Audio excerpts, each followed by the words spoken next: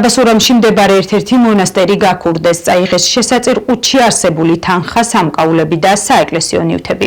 შინაგან საქმეთა სამინისტროს ცნობით ეკლესიის ქურდობის ბრალდებით წარსულში სხვადასხვა მძიმე დანაშაულისთვის ნასამართლები 1979 წელს დაბადებული პირი დააკავეს.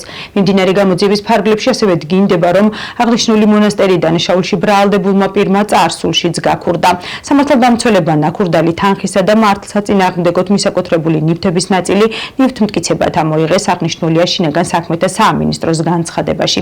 გამოძიება საქართველოს სისხლის სამართლის კოდექსის 177 მუხლით მიმდინარეობს, რაც 5 წლამდე ვადით თავისუფლების აღკვეთას ითვალისწინებს. და ესეთი განსასწრელი, რომ თუ რამე დეკემბერს, ანუ ადრე ჩვენ ფონდა შემჩნეული, რომ ტაძარში ხელმიწიფო რომ არ იყიდება სახლები, არ იყიდება ხატები, ვისაც უნდა იღებს და შესაძლოა ყუთში დებენ თანხას. და იყო ხოლმე შემთხვევები, როდესაც თანხა რომ უნდა ყოფილიყო შეგნით, იყო გახსნილი ეს და შემდეგ დაკეტილი და თანხა არ მოხდებოდა ხოლმე.